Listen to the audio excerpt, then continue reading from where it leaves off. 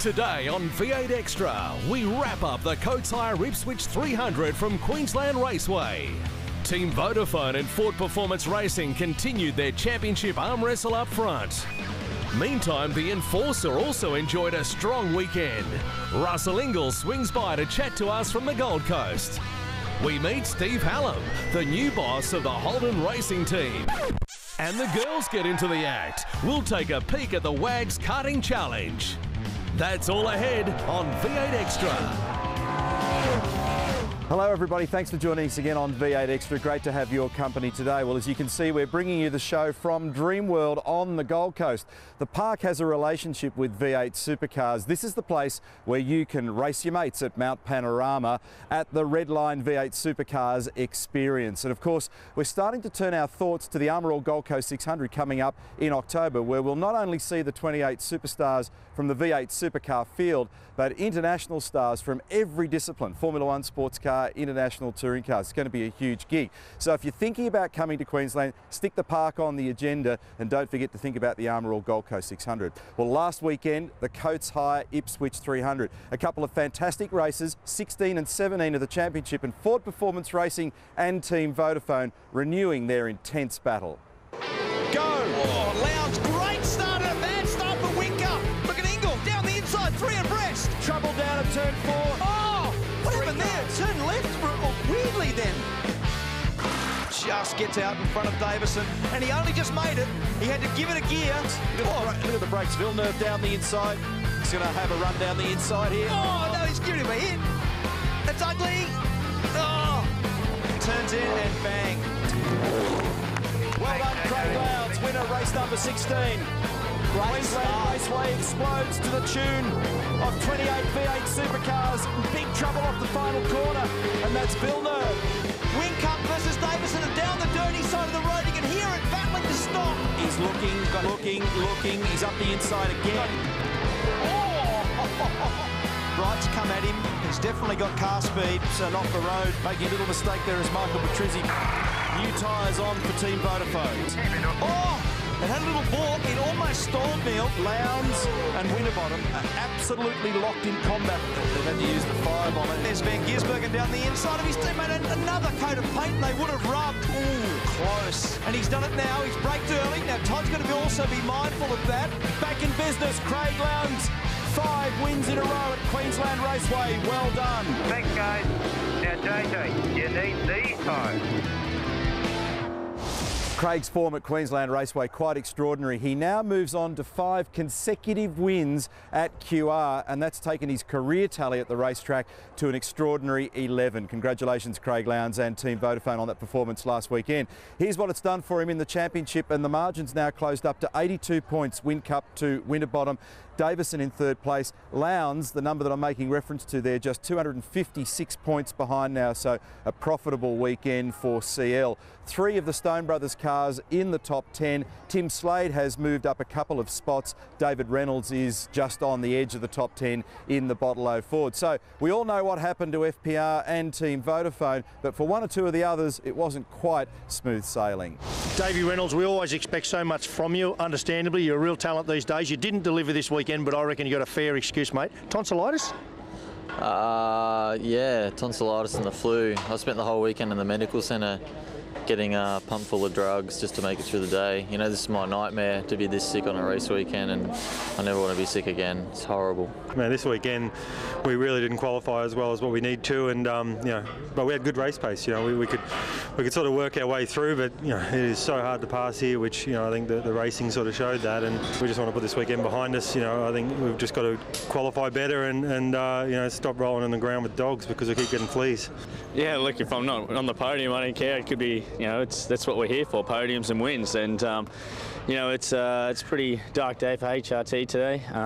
You know, the results aren't there. The car isn't good enough. We've just got something massively, fundamentally wrong. The one good thing coming out of the weekend, I suppose, the reason why I'm smiling is at least now they're registering that there is a problem, and we can knuckle down and get into it. So, you know, guys got a bit of work to do. We know where the area is, and the guys are running the cars next week, the end of next week. So hopefully we can start to get some development parts on these things and start to get them pointed back towards the front.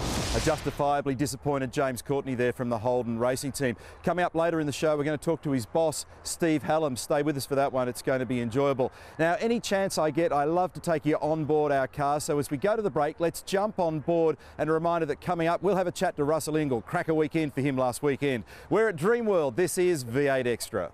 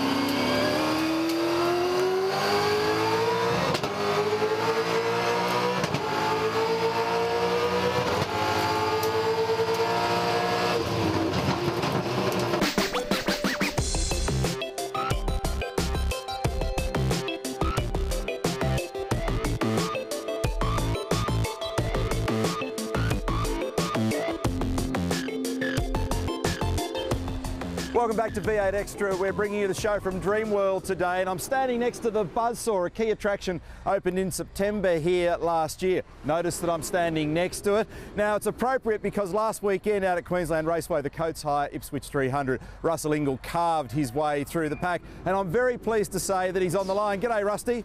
Hey, welcome to the sunny Gold Coast. Well, first of all, mate, congratulations. That was an awesome drive. Well done, old boy.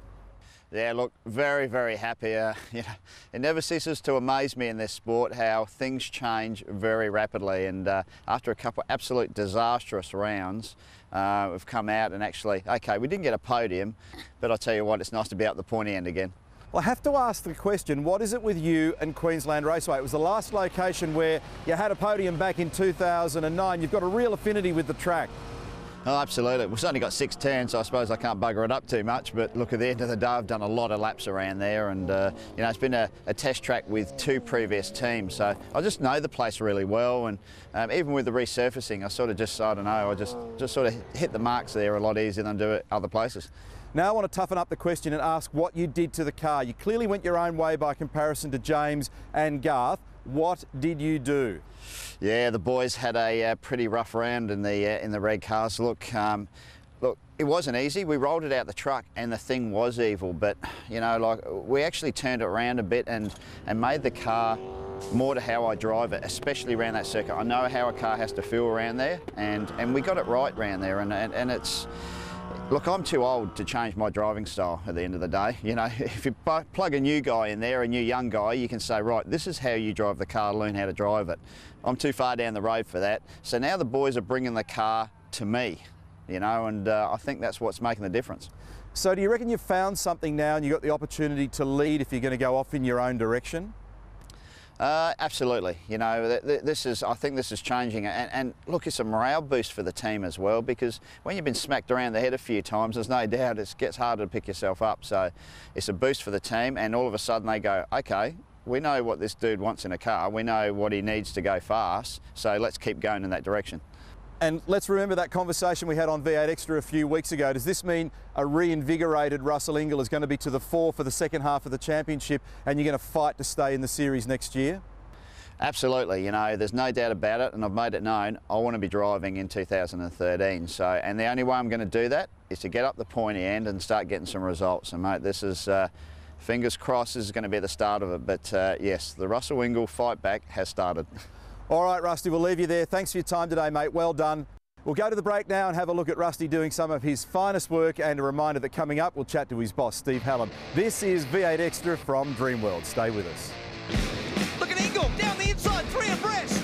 He's a great racer. He's a very, very hard racer. He's always been like that. We're on board the Super Chief Auto Holden Commodore Russell Ingall. He's still blazing along in 6th position. He's the new lap record holder.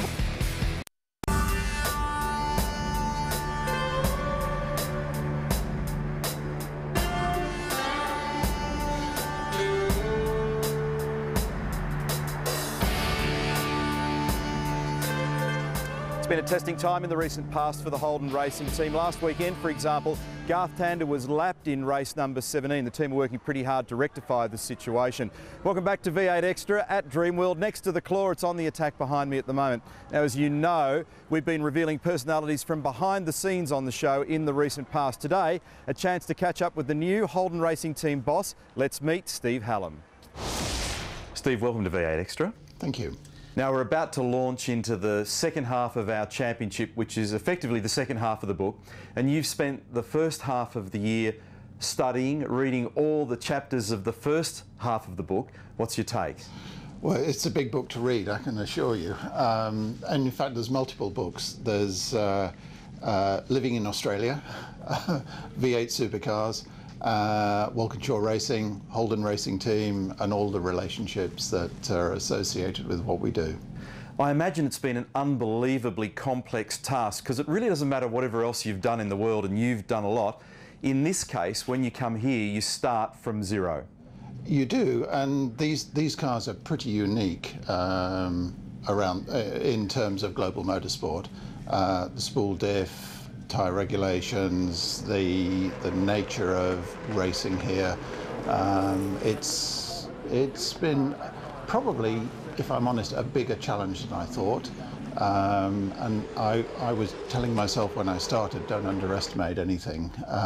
But this is a complex sport, or category, I should say.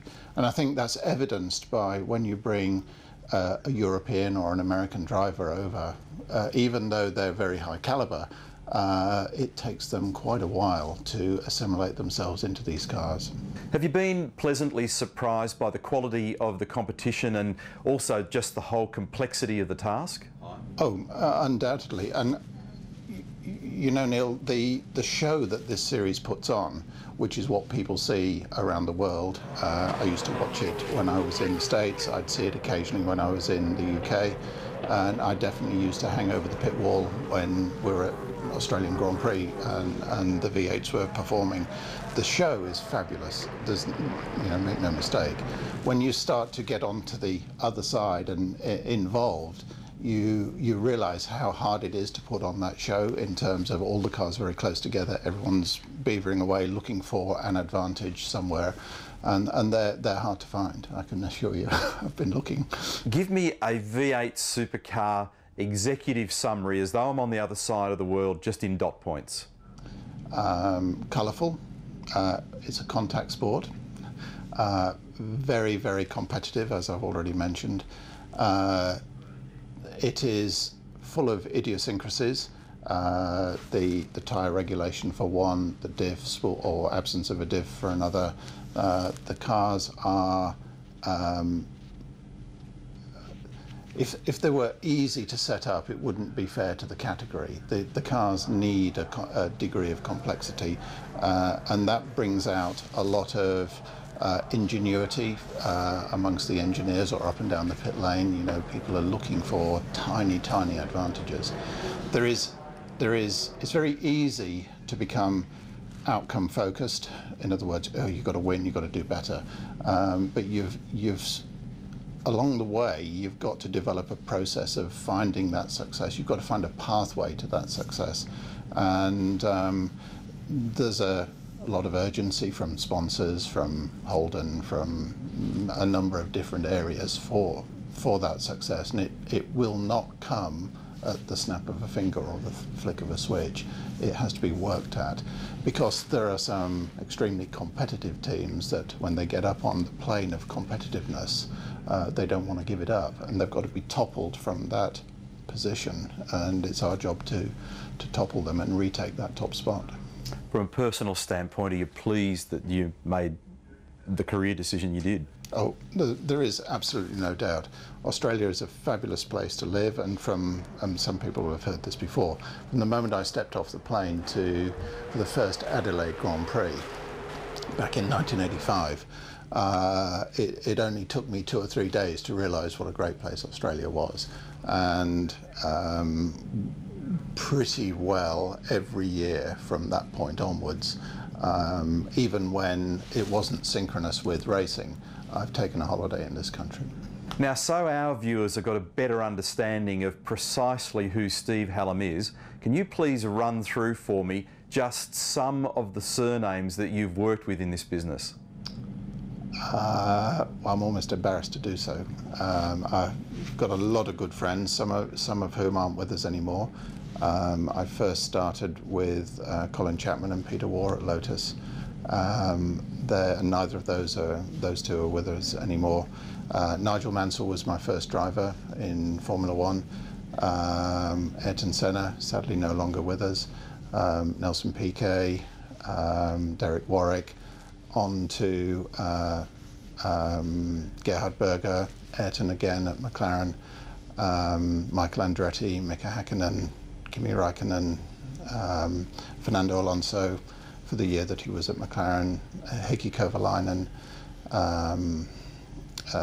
Michael Waltrip in the United States, David Ruderman, Martin Truex Jr., Marcus Ambrose in the United States. Some great people, some great friends, some great people. Thanks so much for your time today, Steve. It's been a great chat and I look forward to having the next one. Likewise, thank you, Neil. He's a fascinating man, Steve Hallam, and he's had an extraordinary career. I'm sure he'll get on top of the HRT issues. We'll take a break now on V8 Extra. As we go to the break, we celebrate Craig Lowndes' love affair with Queensland Raceway. Stay with us. He's fought back into the picture here today. They changed the ball game, and Lowndesy was here to play. 80 career race wins for Craig Lowndes. Bags it up, slides it onto the straight. Well done, Craig Lowndes. He's back in business, Craig Lowndes. 5 wins in a row at Queensland Raceway. Carl Reinler, 10 questions, 60 seconds. What animal best represents your personality? Elephant. What would you spend your last dollar on? What can you get for $1? I don't know. Kit Kat? Can I afford a Kit Kat? What's your ultimate comfort food? Chocolate, without a doubt. Who do you most admire? At the moment, Lance Armstrong. Yeah, what he's all the pressure he's been under with all these allegations and everything. I think he's handled the situation really well, and obviously everything else before that. And what do you do as soon as you get home from a race meeting? Switch off, forget about everything, and just unwind. Best advice you've ever been given? I had to answer this one the other day. Enjoy the journey. Favourite holiday destination? Somewhere tropical. Thailand, maybe. Yeah, I like beaches, so. Who would you like to sit next to at a dinner party?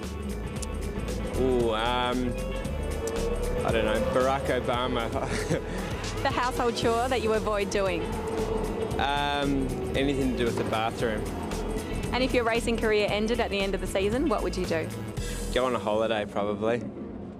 Rihanna Crean reporting there with Carl Reindler, thanks to Big Pond Sport. Well, in the lead up to Queensland Raceway, we had a rather unusual race, a pre-race for the WAGs, the wives and girlfriends. So we sent Kylie King out to help tell the story.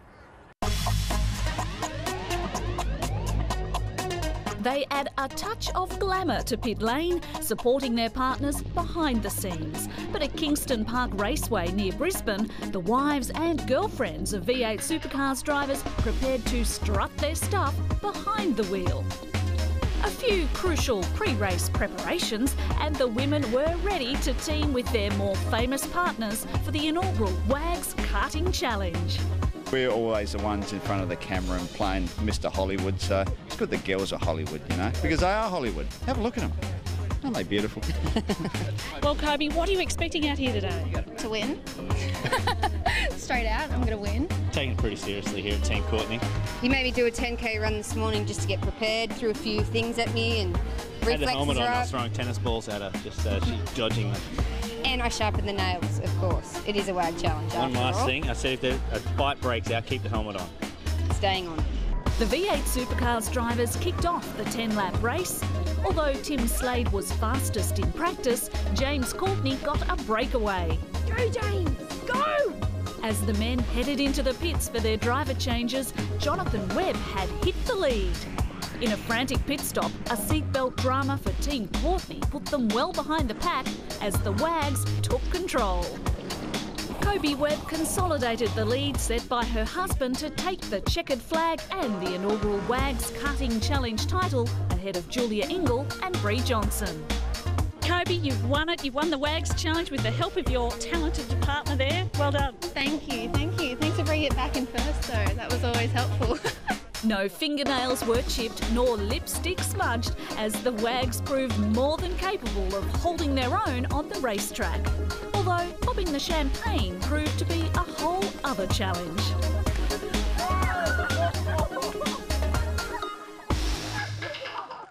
Congratulations to Kobe and Jono Webb. That was a big win. Well, we're just about out of time on V8 Extra. Let's have a look at our calendars coming up. V8 Supercar event, our next one, well, that'll be out at Sydney Motorsport Park for the 360 at Eastern Creek. Revitalised location. It's going to be a big gig. Our next V8 Extra, well, next weekend we're going to sit down with Jamie Whincup and have a chat about his 2012 Championship Challenge and his career to date. Looking forward to that one. I'd like to thank everybody here at Dreamworld for their help for today's show, and we'll look forward to your company again next weekend. Bye for now.